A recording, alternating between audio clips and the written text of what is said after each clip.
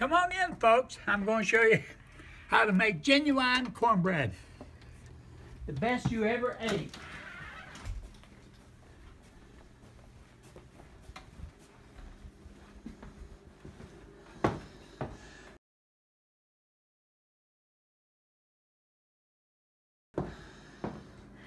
We're in Lester's kitchen. There's his refrigerator that's bigger than a bed. There's the window, and along the edge of that fence, squirrels run up and down it in the morning. Here's looking out his backyard. Gonna paint the garage this summer. And that's his garden. Goes all the way to the back. We'll do a garden tour on another video. Okay, folks, this is the way to make the world's best cornbread. Be good to yourself and try it at least twice. Now, you'll see how I make it. You're going to see the finished product, the whole 8 yards. And at the end of this video, you're going to see a Kentucky bluegill and a good joke.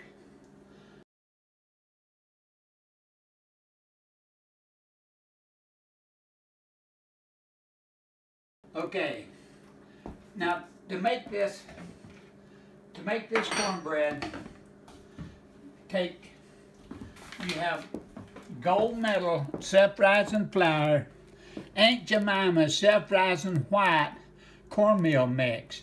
Now you can get this cornmeal yellow or white. I don't like yellow cornmeal, I like white cornmeal. Okay, it's got everything you need. You don't have to add nothing but water.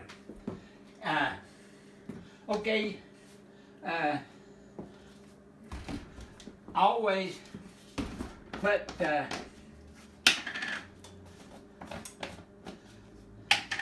now this is not southern cornbread or northern cornbread. This is my kind of cornbread. This is the kind I came up with, and it's the best you'll ever eat in your whole life. Now I'm making a pone of cornbread that will serve 4 people. All the cornbread they need for a meal. And it's a 8-inch square, 2 inches deep. Okay? Makes a fine pone of cornbread. Now, you can see my scoop. It's a good size scoop. Now the way this works out, you heap it up. I'm going to make you a good pone of cornbread. I'm going to heap it up. I poured it in there just so you can see it. But that's not where it goes. It goes, I did that to get your attention, okay? I want you to pay attention. What we're going to do, just a tad more, then we're going to set that down. That's a cornmeal, and you take the same amount of flour in a big old fat scoop, and I don't measure anything, just, it works out real good. Put your meal, your flour, you put it in these big, pickle bologna came in these years ago.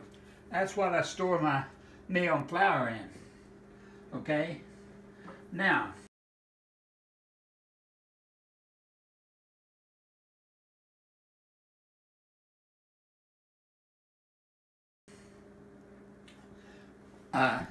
all you have to do, the only thing you have to do is mix it. Mix this dry stuff up. Get the flour and the meal all together and use hot water. I've already got the water hot. Now how much? You just put it in and you stir it. You back it out. You put in a little more. Just a little more. And then you work it. You got to work this thing. Around and around and around. They're going to take. Now here's the secret. Do you like your cornbread with a thick crust, medium crust, or thin crust? And then you just keep stirring. Really mix it up. little elbow grease. Now this, I want you to look at this. This will make you a thick crust cornbread.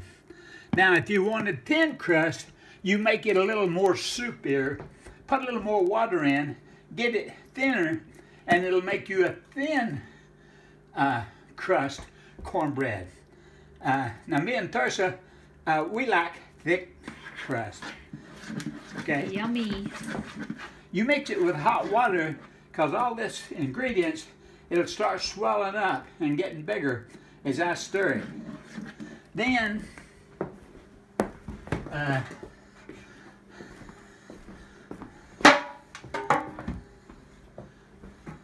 you throw in some, I use corn oil, and just enough to,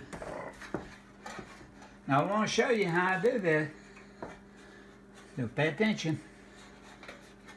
And you take your finger and you bring this oil right up to the top of the pan. Okay? Then what it does, this oil will not let the cornbread stick to the pan. It'll just flop right out when you're ready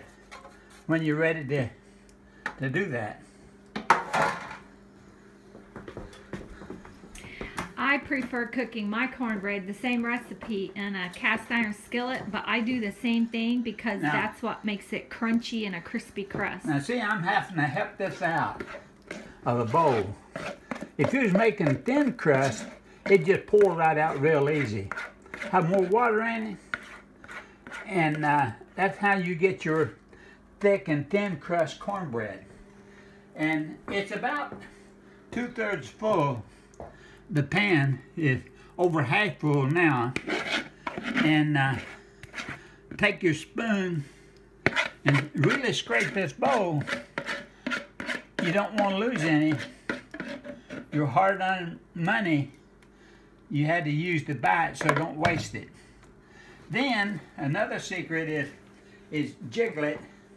Jiggle this pone, and it levels it out. You have a nice smooth pone. Then the oven's already ready to go. Just put them in there, and exactly 31 minutes.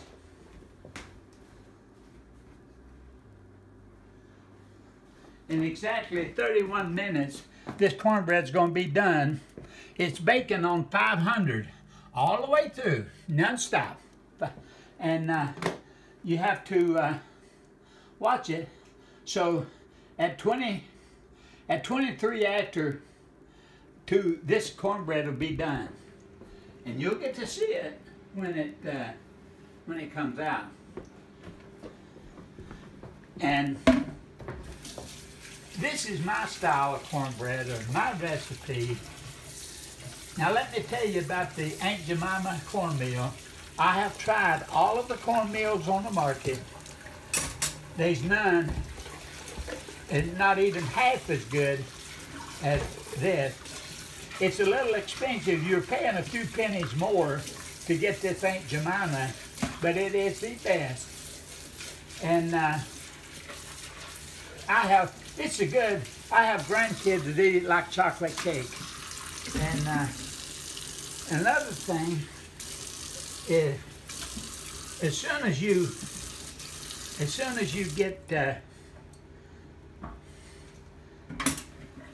get your, my wife taught me how to cook, and when you have spare time, don't just stand around with your hands in your pocket or sit on your butt. Start doing some dishes along as you fix a meal, and you'll end up with only have to wash a fork and a spoon and a plate when you do your dishes. And another thing I want to throw in about doing dishes is very important. It's not a very pleasant job for most part, but while you're chewing on your last bite of food you put in your mouth, get up and do your dishes at that time, and it's very less painful. Okay.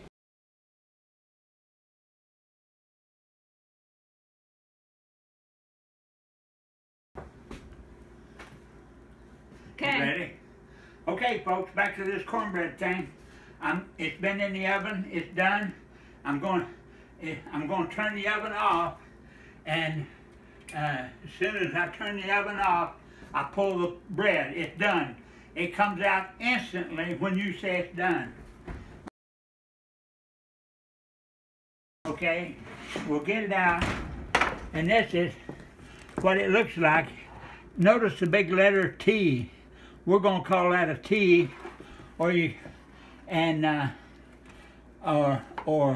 it could be an arrowhead. Oh yeah. Indian arrowhead. You see down here the arrow shaft and the arrowhead. Sometimes you'll get letters of the alphabet.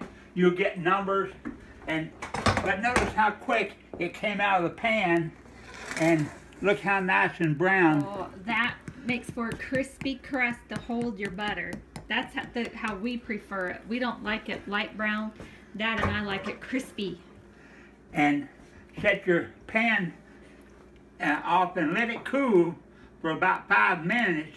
Then we'll put it in the sink and fill it with water. Then, in about 10 minutes after you've soaked it in water, it just washes up real slick and easy, and you stick it back in the hot oven after you wash it. But this and it didn't stick. The pan came out clean. But this will be absolutely the best cornbread you ever tasted in your life. My gosh, it smells so good. Now get this, when I took the flour and meal and put it in a bowl, you don't add nothing. No salt, no sugar, no nothing. Everything is in the bag that goes into this. Okay? Don't go adding stuff to it, this, that, and the other, or you won't get genuine. If you put sugar in it, why don't you bake a cake instead? I do like to add a little pepper to mine. Just a little bit. Black pepper. And the thing to do is fill that pan with water and all the way up to the top and let it soak while you're doing other things, and it cleans up in just a minute. You've got your bread pan all clean, ready for the next time. The secret is to get it back in the oven while the oven's still hot. It kind of tempers it, and it helps it so the next time your cornbread won't stick to the pan and have to take a butcher knife and try to shovel it out of a pan. Well, this eliminates it by getting it back in the oven and letting it get good and hot while it dries. Okay. Yeah, you're treating it very similar to cast iron, even though that's just an aluminum pan. So it's laying here cooling off. Otherwise, if you leave it in the pan too long, instead of being crunchy like that, it'll end up setting there and moisture, it'll sweat, and you'll end up with soggy cornbread. So if you ever complain about your bread being soggy, it's because you haven't let it breathe and cool off.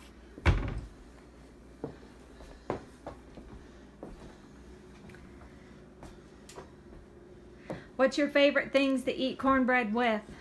I like any kind of jelly, jams, honey. Honey is really good on, put a little honey on this cornbread. Wow. Butter, whatever. But I like a little bit of something, add to it. And come over here. Come way on over here. Get that red bird over there. You see, well, he'll come around. Oh. I wonder. Yeah, there's birds running around there, but his cardinal left. Oh, there he is, right behind the red. There's a cardinal. See? He's See right. the red bird? Yeah, he's right there. That's one of my pets. Notice how big and fat he is. I feed him cornbread crumbs. You've got to thin this. This is still pretty warm. I'm going to show you how to make 500 degrees hot. I can't touch it without oven mitts. Look at that. Steel hands. You break it. Woo. And see how nice and hot it is? And look how pretty. Ooh. But I'm going to show you how to make Kentucky milk and bread. Yeah, okay. Now, you can use sweet milk. Be good to yourself. And at some point in time, you want to do buttermilk instead of sweet milk. Dad's younger sister Zammy wanted to make sure that we share milk and bread. You just break yourself up and put it in. This is your dessert after you eat, and you have to leave room in your belly for this. Remember, this is your dessert, and a lot of people love it. I don't care for it, but you put it in a bowl. Don't stuff it down in the glass. You put it in a bowl so that it can be loose, relax, and soak up all the milk. And that's your dessert. And I mean, you'll slap your jaws on the first bite. And that sits over here out of the way. It's getting soggy, waiting on you. That's it. It's also good. Some people will take their leftover cornbread the next day and plan on crumbling it up. They'd rather have that instead of Cheerios or oatmeal. Now, right now, I'm washing this bread pan. I told you to let it soak for a little bit. You rinse it out. Get everything out. Then use a little soap. Use a little bit of soap and go in there and scrub this pan out on the inside. And go around the edges, and you go around all of the bottom. You wash the whole kit and caboodle, and then you rinse it off, okay? And then you let it drain for a little bit. And while it's draining, you get your drying towel ready. It's ready, and hit it with your drying rag. You don't have to be perfect, but get most of the water out of it. See how nice and clean that is? It's just like original. And this pan is probably 40 years old. Okay? I don't know how much longer it'll last. I hope another 40. But here's the point. Get it back in the oven where the oven's hot. And that eliminates this next pone. It won't stick to the pan. It'll just flop right out like what you saw me do. Okay, now I want to show you my toaster. I've got a picture to show you. This is a Kentucky Bluegill. I didn't like this old plain toaster, old white toaster. I wanted a picture on it, and this is my conception of a Kentucky Bluegill fish. Okay. Now, along with this cornbread story, I have a real good joke. Now, pay attention to this joke. It is really, really good. Now, there was a man in Kentucky one time that had the world's smartest coon dog. Now, he was so smart, the man would go out each day, and if he wanted to catch 3 coons that night, he would make cut 3 boards out to dry the skins on. And however big he made each board, the dog would go out and tree a coon that would fit that board exactly perfect size. And if you had a smaller one, then the dog would tree a smaller coon that would fit that board. This dog was so smart. Well, one day, the man's wife said, "Honey," said, "my ironing board broke." Said, could you fix it? He said, "Sure, honey, I'll fix your ironing board." So he carried the ironing board out in the yard and set it up and started working on it. This dog started watching him work on this ironing board. That's the only board he worked on that day, was that ironing board. Well, they went hunting that night, and the man never did see his dog again, because he couldn't find one big enough to fit that ironing board.